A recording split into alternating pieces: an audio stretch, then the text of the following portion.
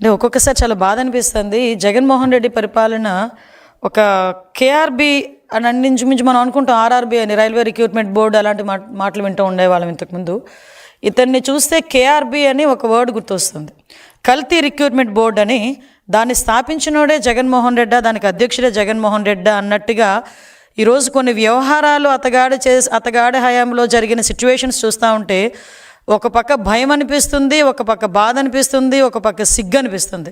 ఇలాంటి వాడిన 5 సంవత్సరాలు ఆంధ్రప్రదేశ్ రాష్ట్రం భరించింది అని మనం అబ్జర్వ్ చేసుకుంటే, కోవిడ్ లాంటి పరిస్థితుల్లో వెంటిలేటర్ల మీద జనాలు చచ్చిపోతూ ఉంటే ఆ రోజు కల్తీ మందులు సరఫరా చేసి కల్తీకి నాంది పలికాడు, కల్తీ లిక్కర్ చేసి కల్తీ లిక్కర్కి నాంది పలికాడు. అదేవిధంగా మనం చూసుకుంటే ఇసుకను కూడా కల్తీ చేసి, మామూలు ఇసుకలోని కూడా సముద్రపు ఇసుకని కలిపి ఇసుకను కూడా కల్తీ చేశాడు. ఆఖరికి విద్యా వ్యవస్థని కల్తీ చేసి పరీక్షల్లో కూడా కల్తీ చేసే పరిస్థితి కనిపిస్తూ ఉంది. ఇలా చూస్తే ఓవరాల్గా చూస్తే కల్తీ, ఒక పాలనే ఒక కల్తీ, ఆ మనిషే ఒక కల్తీ.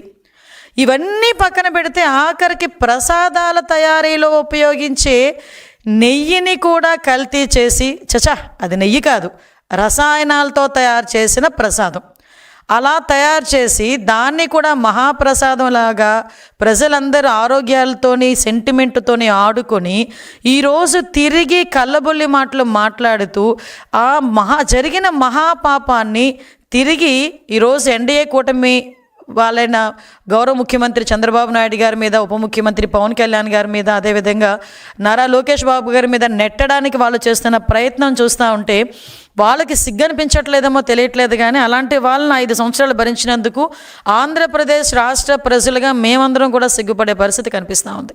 నిజంగా నేను ఒకటే అడుగుతున్నానండి, నిన్న మొన్న కూడా చూశాను, ఎక్కడైనా వాళ్ళలో పశ్చాత్తాపం కనబడుతుందా?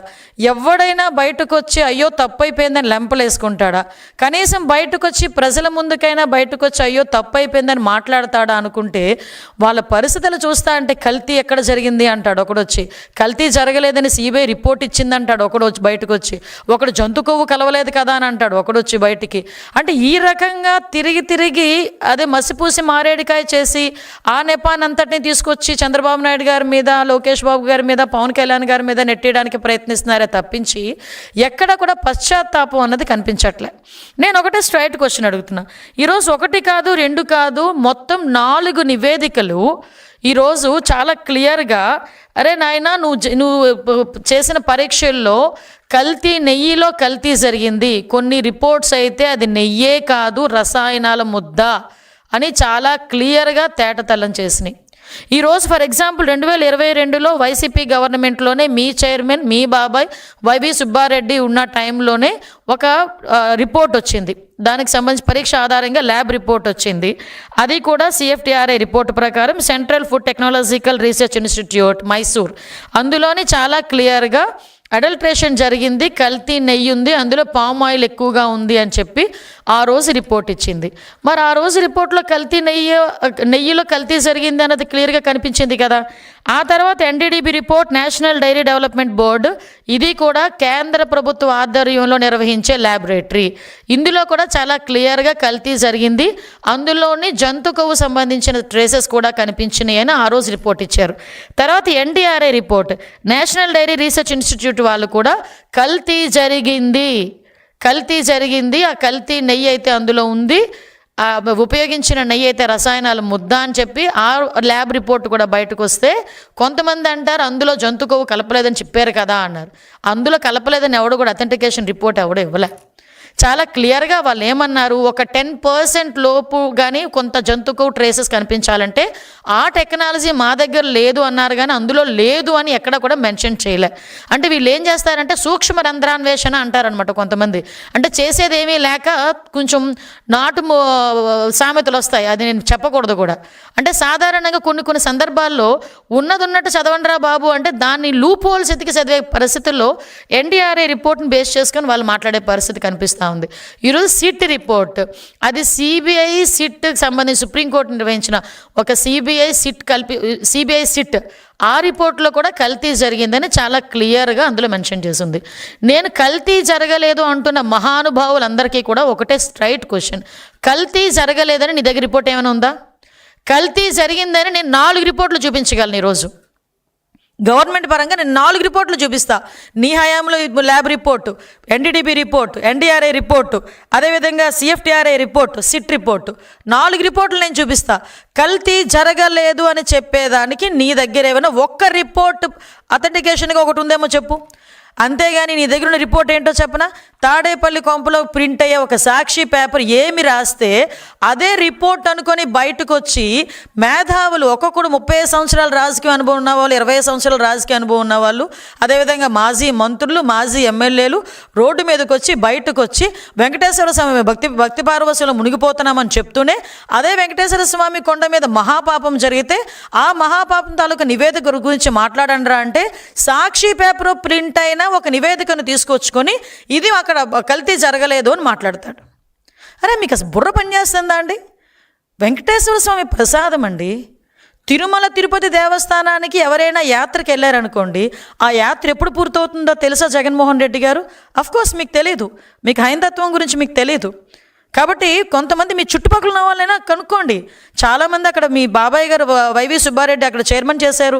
మీ పక్కనే ఉండే భూమన్ కరుణాకర్ రెడ్డి, చెవిరెడ్డి భాస్కర్ రెడ్డి, ప్రతిసారి ఎంతో కొంతమందిని తీసుకెళ్లే మీ మహిళా మంత్రులు చాలామంది ఉన్నారు కదా, వాళ్ళందరినీ అడగండి యాత్ర ఎలా కంప్లీట్ అవుతుందంటే కొన్ని ఏరియాస్లో కానీ చాలా మట్టుకు తిరుమల తిరుపతి దేవస్థానంకి వెళ్ళి వెంకటేశ్వర స్వామిని, ఆ కలియుగ వెంకటేశ్వర స్వామిని మనస్ఫూర్తిగా దర్శించుకొని ప్రసాదాన్ని కాలికి తగలకుండా, కిందన కూడా పెట్టకుండా, చెప్పులతో కూడా చెప్పులు వేసుకొని కూడా ప్రసాదాన్ని చేతిలో పట్టుకోకుండా ప్రశాంతంగా ఇంటికి తీసుకొచ్చి పూజ గదిలో పెట్టి పూజ చేసి 10 మందికి చుట్టుపక్కల ఉన్న వాళ్ళకి ప్రసాదాన్ని పంచి అప్పుడు వాళ్ళ దీక్ష విరమణ చేస్తారు. అది తిరుమల తిరుపతి దేవస్థానం తాలూకా యాత్ర మహత్యం. అప్పుడే యాత్ర కంప్లీట్ అయినట్టు. ఒక ముడుపు కట్టుకొని ఎంతో ఆశతో ఆ ముడుపు తీసుకెళ్ళి ఆ తిరుమల తిరుపతి దేవస్థానంలో వేసి ప్రసాదం తెచ్చుకుంటారు. మీరు తిరుమల తిరుపతి దేవస్థానానికి వెళ్ళిన తర్వాత తిరుపతి వెళ్ళామంటే దర్శనం బాగా జరిగిందా ఫస్ట్ క్వశ్చన్. సెకండ్ క్వశ్చన్, ప్రసాదం ఎక్కడా? ఇది కామన్గా ఎంత కోటీశ్వరుడైనా అపర కోటీశ్వరుడైనా కూడా తిరుమల తిరుపతి దేవస్థానంకి తిరుపతి వెళ్ళాను అంటే ప్రసాదం తెచ్చావా అని అడుగుతారు. అంటే తిరుమల తిరుపతి దేవస్థానంలో కలియుగ వెంకటేశ్వర స్వామి దర్శనం ఎంత గొప్పో, ఆ కలియుగ వెంకటేశ్వర స్వామి దర్శనం తర్వాత ఆయన ఇచ్చే ప్రసాదాన్ని కూడా అంత గొప్పగా స్వీకరించేటంత సనాతన ధర్మం కలిగిన మన హైందవత్వం ఇది.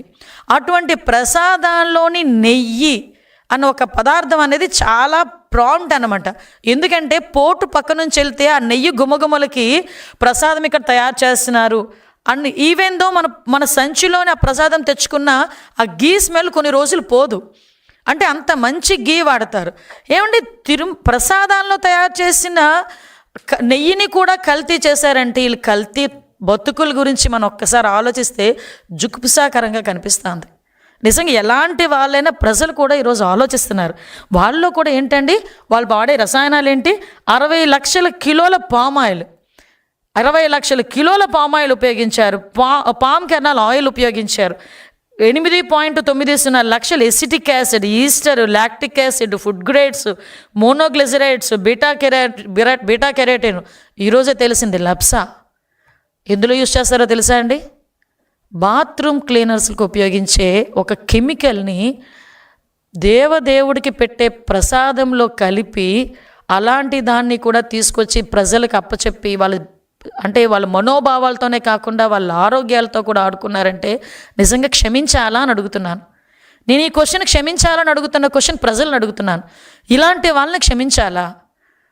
ఇంకా మన మధ్యలోని వీళ్ళు మనుషులుగా తిరిగే అర్హత ఉందా వీళ్ళకి? ఎంత మహాపాపానికి వడిగట్టారండి. ఇది మహాపాపం కాదా? అంటే ఇదంతా కూడా గీలా కనిపించడానికి, గీలా చిన్న స్మెల్ రావటానికి ఇన్ని కెమికల్స్ వాడారు.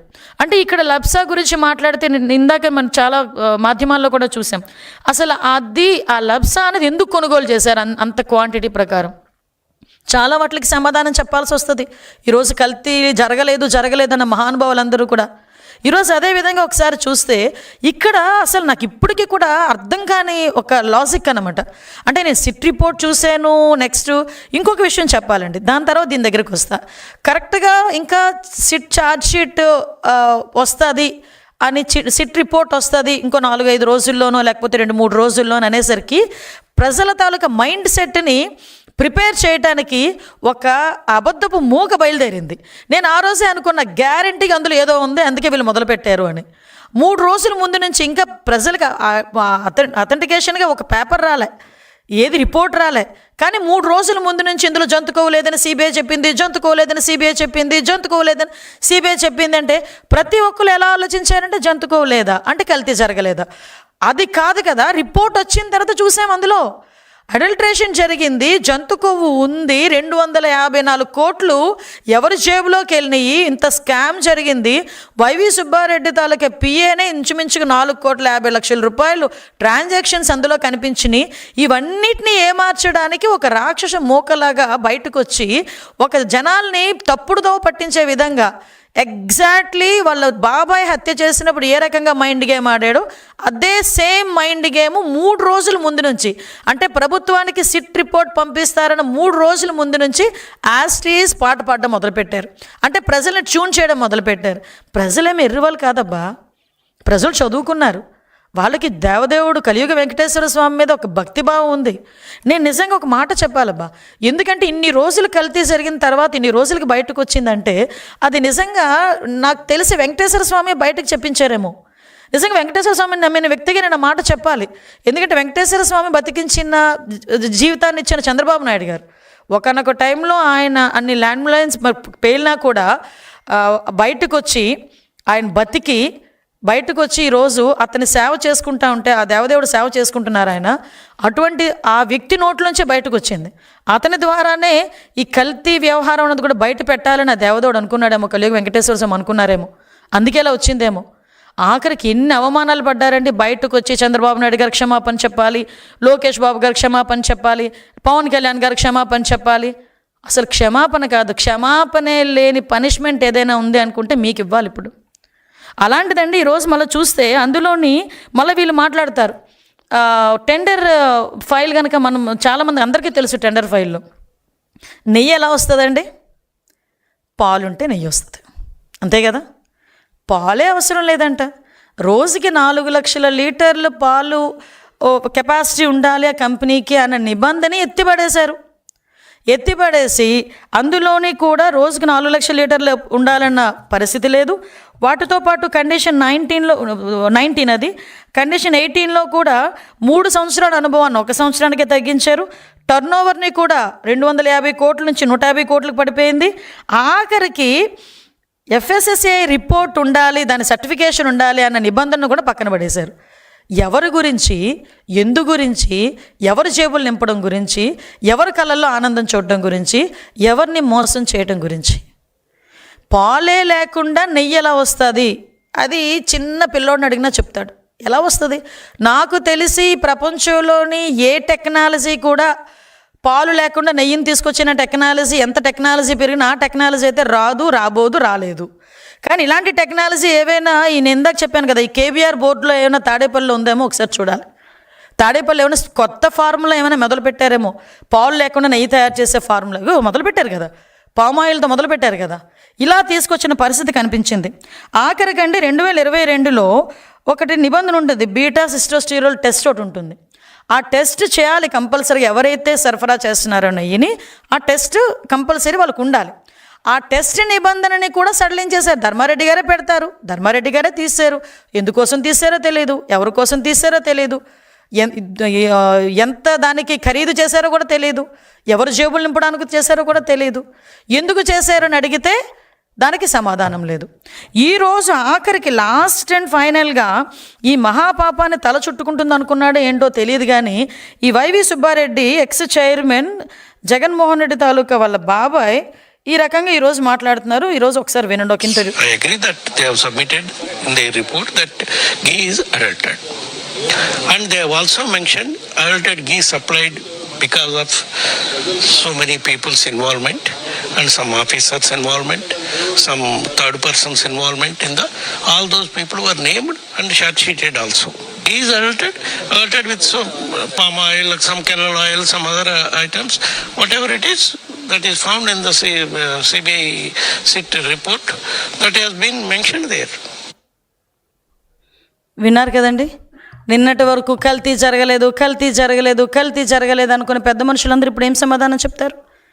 అంటే అడల్ట్రేషన్ జరిగిందట, కల్తీ జరిగిందంట, అందులో పామ్ ఆయిల్ ఉందంట, అందులోని పామ్ కెర్నల్ ఆయిల్ ఉందంట, అన్నీ ఉన్నాయని ఆయన ఒప్పుకుంటున్నాడు, ఛార్జ్షీట్లో ఉందని ఒప్పుకుంటున్నారు. కానీ ఆఫీసర్స్ అందరూ చేశారు, థర్డ్ పర్సన్స్ చేశారని చెప్తున్నారు. మరి ఈయన తాలూకా సిగ్నేచర్ ఉండక్కర్లేదా? పర్చేస్ కమిటీ ఎవరి ఆధ్వర్యంలో ఉంటుందని పర్చేస్ చేస్తుందండి?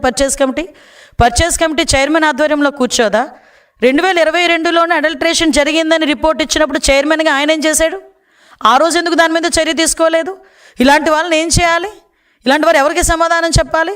ఈరోజు ఏదో బయటకు వచ్చి అదే చాలా ఏమీ జరగలేదన్నట్టుగా లైట్గా మాట్లాడి వెళ్ళిపోతే దానికి సమాధానం ఎవరు చెప్తారు ఈరోజు? అంటే ఏంటి హైందత్వం మీద మీకున్న కోపం ఏంటి? దేనికి హైందత్వం మీద మీకున్న కోపం?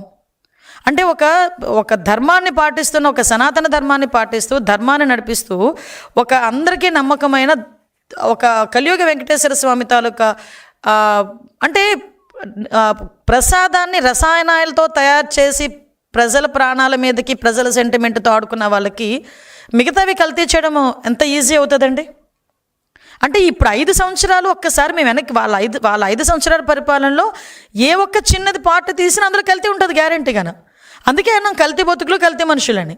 ఈరోజు అలాంటి వాటిలన్నింటినీ మేము అడుగుతుంటే తిరిగి మా మీద ఎదురుదాడి చేస్తూ ఎవడెవడనో పంపించడం, వాడి చేతేమో చంద్రబాబు నాయుడు గారిని, లోకేష్ బాబు గారిని, పవన్ కళ్యాణ్ గారిని తిట్టిస్తే తిరిగి మేము ఏదైనా వాళ్ళని ట్రాఫిక్ అబ్స్ట్రక్ట్ చేసినా ఏదైనా చేసినా మేము కేసులు పెడితే ఆ కేసుల నేపథ్యంలో పరామర్శిస్తున్నానని చెప్పి ఒక 20 కిలోమీటర్లకి 30 కిలోమీటర్లకి కూడా 6 గంటలు 7 గంటలు ట్రాఫిక్ జామ్ చేయటం ఏంటండి ఇది?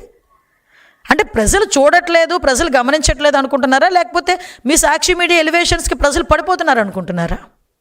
ఒకటి మాత్రం నిజమండి, ఎవరితోనైనా పెట్టుకోవచ్చు కానీ వెంకటేశ్వర స్వామి మాతో మాత్రం పెట్టుకోకూడదు. అది చాలా సందర్భాల్లో వాళ్ళ కుటుంబాల్లో కూడా రుజువైన సంగతి నేను ఈ సందర్భంగా గుర్తు చేస్తున్నా. ఎందుకంటే ఎంతో సెంటిమెంట్ కలిగి సాధారణంగా ఏ దేవుడినైనా ఏ దేవుడి గురించి అయినా మాట్లాడినప్పుడు, మామూలుగా మాట్లాడినా వెంకటేశ్వర స్వామి గురించి మాట్లాడినప్పుడు నిజంగా ఆ దేవదేవుడు అక్కడ వెలుసున్నాడు, అక్కడ మనల్ని చూస్తున్నాడు, మన కోరికలు తీరుస్తున్నాడు అన్న భావన కలుగుతుంది. నేను నిన్ననే నా కాన్షియన్స్లో చాగంటి కోటేశ్వరరావు గారి ప్రవచనం ఉప్మా వెంకన్న ఆలయంలో పెట్టా.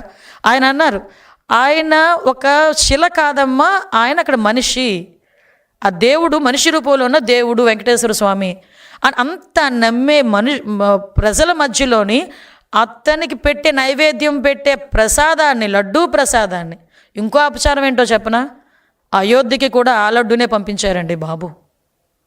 ఇదొక అపచారం అంటే అదొక మహా అపచారం. వీళ్ళని ఏమి చేస్తే వాళ్ళ పాపం పరిహారం అవుతుంది?